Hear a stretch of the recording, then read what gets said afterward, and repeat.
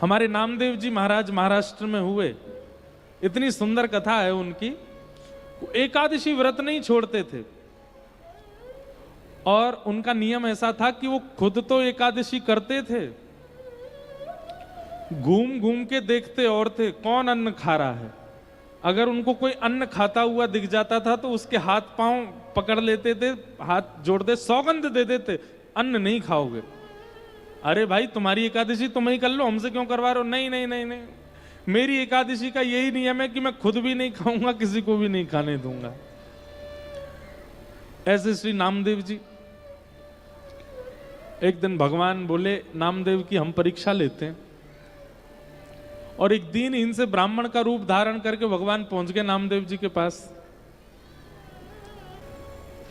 एकादशी का दिन नामदेव जी के द्वार पर आकर के भगवान दीन इनसे ब्राह्मण बने और महाराज धड़ाम से आकर के गिरे। अरे कोई भोजन करा दो, मैं भूखा प्यासा ब्राह्मण, मैं भूखा प्यासा साधु, 10 दिन से 15 दिन से भूखा हूं, मेरे प्राण निकल रहे हैं, कोई भोजन करा दो, कोई रोटी खिला दो, कोई अन्न पवा दो।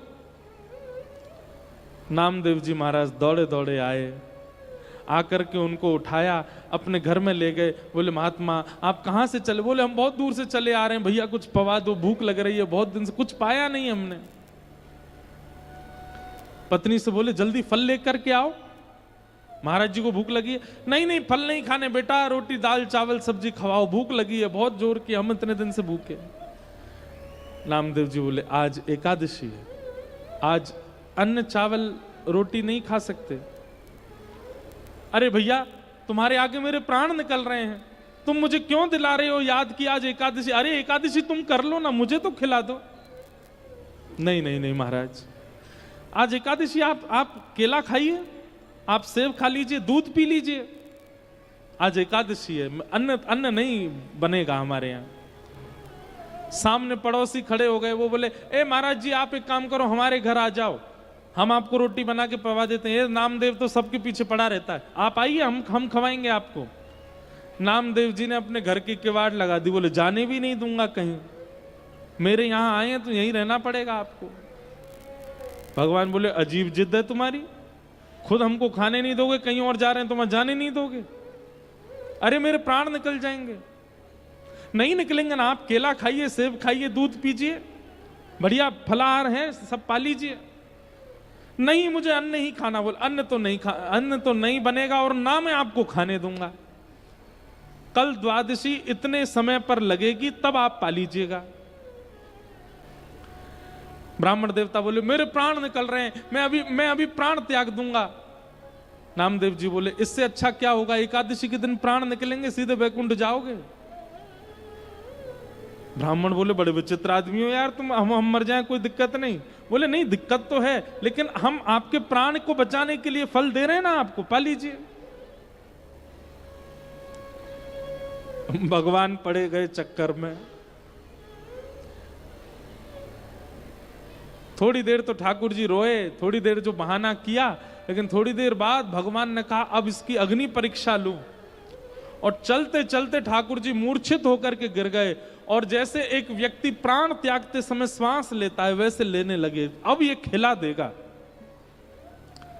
लेकिन नामदेव जी हाथ जोड़ करके नाम संकीर्तन करते रहे। अपनी पत्नी से कहा देवी तुम भी करो। नाम संकीर्तन करने लगे, सब अड़ोसी पड़ोसी चिल्लाने लगे अरे नामा तेरे यहां आज संत प्राण त्याग देंगे, अरे कम से कम कुछ खिला दे। इतनी बड़ी एकादशी हो गई कि कोई व्यक्ति प्राण त्याग रहा है तो उसके सामने एकादशी को श्रेष्ठ मानता है। नामदेव जी ने किसी की नहीं सुनी, फल रख दिए, दूध रख दिया आगे, और ठाकुर जी एक ब्राह्मण के रूप में ऐसे गुर गुर आवाज उनके कंठ से आने लगी जैसे प्राण त्याग रहे हैं, और नामदेव जी संकीर्तन करने लगे, और देखते ही देखते प्राण चले गए। जैसे ही प्राण गए नामदेव जी महाराज रोने लगे, और रोते हुए बोले देवी आज हमारी एक निष्ठा की वजह से, हमारे एक नियम की वजह से संत के प्राण गए हैं, अब इनका अग्नि संस्कार हम करेंगे, और अग्नि में हम परिवार सहित सती हो जाएंगे। जैसे एक सती नारी हो जाती है, वैसे हम भी पूरा परिवार इनके साथ ही प्रस्थान कर जाएंगे। और चिता जला करके उन ब्राह्मण देवता का शरीर रखा, उसी पर नामदेव जी बैठ गए, पत्नी को ही बैठा लिया, पूरे बच्चों सहित बैठ गए। जैसे ही चिता में अग्नि लगाई, ब्राह्मण के रूप में साक्षात शंख चक्र गदा पद्मधारी श्रीमन नारायण प्रकट हो गए। चिता में से नामदेव जी को खींच करके हृदय से लगा लिया। अरे मेरे नामा, मान गए भैया, तुम्हारी निष्ठा को मान गए हम, जय हो। और श्री नामदेव जी की एकादशी निष्ठा की स्वयं ठाकुर जी ने परीक्षा ली और धन धन्य कह करके ठाकुर जी प्रस्थान कर गए।